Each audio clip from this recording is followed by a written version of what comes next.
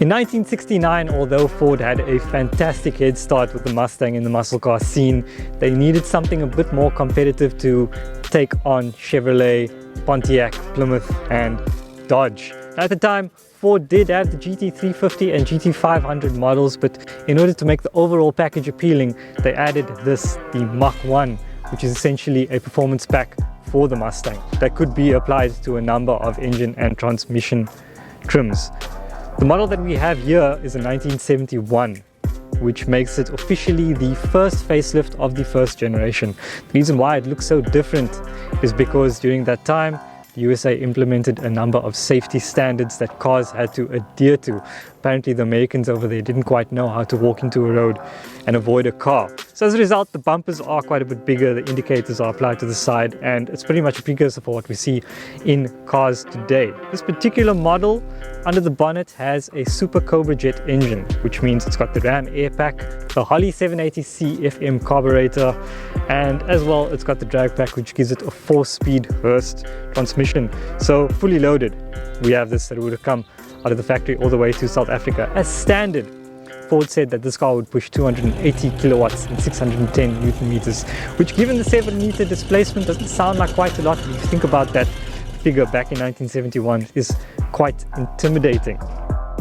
We wouldn't see those GT names again until 1982 with the arrival of the Fox body Mustang, but subsequently the Mach 1 was also discontinued and brought back for a short while in 2004 and 2005 as a special edition, and again now in 2019 with the 5th generation. The model we have here is pretty similar to the Bullet that we drove a couple of years ago. Under the bonnet we've got a Coyote naturally aspirated 5-litre V8 which pushes 338 kilowatts and 529 Newton meters of torque to the rear wheels. This one however is available as a 6-speed manual and a 10-speed automatic. Now, if you're watching this in the USA, obviously our model is a bit detuned. We get about 20 kilowatts less than you guys. So in terms of power, that would be about 75 Big Macs and a sawn-off shotgun.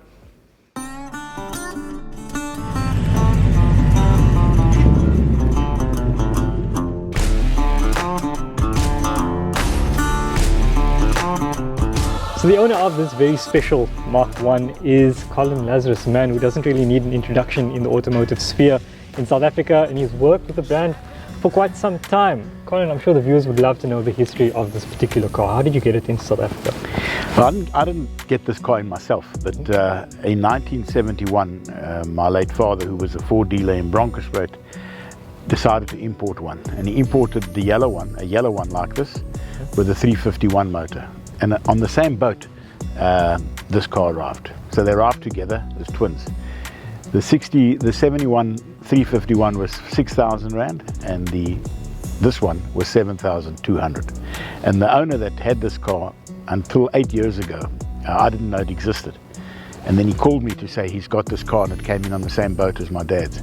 And we've been negotiating, and I've been looking at this car for 8 years, and luckily a year ago we managed to purchase it from him.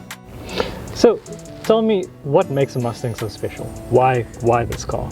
Why is it so important for Ford to still carry on this badge today? I think movies has made a big difference. If you see how many Mustangs, Mach 1s, Steve McQueens of the world have been driving Mustangs, and it's just so iconic. Everybody wants to own a Mustang, and everybody wanted to own a Mustang. And a couple of years ago, Ford decided to bring in the Mustangs when they started making them in right-hand drive. And you can see the success they've had in terms of people wanting them. Now they've come with a new idea. They started with a Bullet where they brought in 50 odd. Now with the Mach 1 they brought in 90, and hopefully this trend will continue. We're bringing in limited numbers, special units. People want something special, and this is it.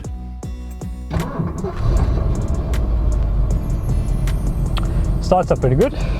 Okay. Steering wheels on the other side. It's not the first left-hand drive I've driven. I can't reach the handbrake, so I've got to take this off. Pop, pop, there. Oh, that's nice and solid. Stick it in first. And yeah, this is going to be fun. I just feel, I feel so manly. Like, I kind of feel bad for the fact that I'm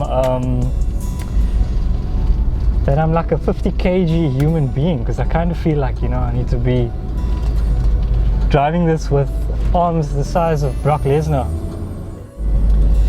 As we mentioned, 280 kilowatts and 610 Newton meters, so that kind of puts it on par with what you'd get from modern entry-level performance cars today. Jesus, clutch takes a while to get used to. The way that it delivers performance to the rear axle is very muscular, as this is a muscle car. It's amazing how the guys at the factory back then designed this car to feel, like I said earlier, so manly. I love the steering system. It's obviously hydraulic power assisted. It's so light, it's so direct. The Mustang emblem is the wrong way around.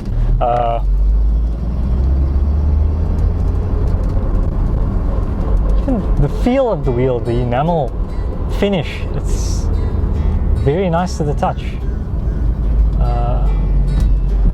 Everything in this car doesn't require drastic inputs. You just give a little and in return you get quite a bit. Sorry, just going to interrupt myself. This shift is awesome, man. This gear shift is just, oh, it's everything in this car. Completely makes the experience. It's got aircon as well.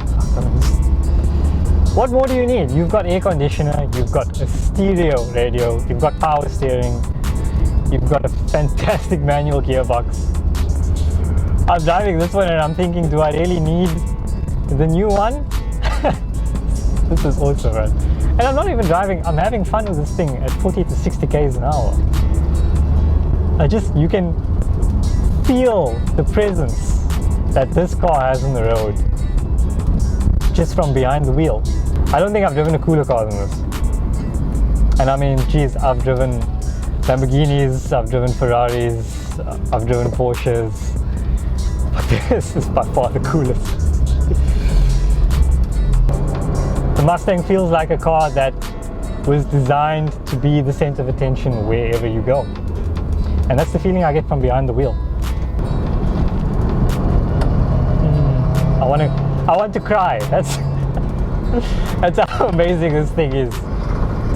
Oh, this is awesome. Even in fourth gear, thanks to that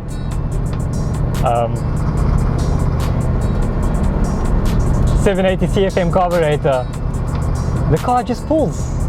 It sucks in air and creates 7 liters of fire for 280 kilowatts.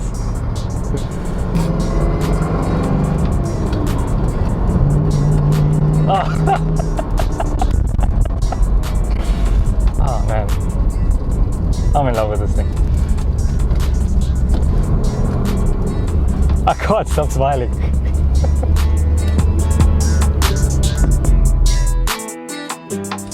And now we have time traveled to 2021 into the Mach 1. What we've got here is a 10-speed torque converter with the engine. Really, it's suited to this engine okay. I think it cruises very nicely. I haven't driven the torque converter in this state of tune yet, so yeah, let's see. Just get here. So interestingly, the 71 model is actually more comfortable. You see, it's got a much more forgiving spring suspension. That will obviously hinder it dynamically. I mean, through a corner, this thing is, especially with the Michelin Pilot Sport 4S tires, quite capable. They've given it a lot of bits from the Mustang GT350 and 500, so it's impressive through the corners. It's not a traditional Mustang, obviously. If you drive within its parameters, it's not going to crash into a crowd of people. Just to talk about the Mach 1 in specific, so yeah, 90 units in South Africa, 15 which are manual, limited just like the Bullet. Comes with a bit of spec as standard. it's more than meets the eye in this car. You've got a lot of tech from the GT350 and the 500. Visually, also a lot of presence. You've got the big black vinyl stripe on the hood. You've got large air vents on the grille. All of the historic cues are there. I also like the fact that they went with the same font for the badging. The auto in this, yeah, not too bad. 10 speed. Who would prefer manual? Thankfully this car was available in manual to those who wanted it.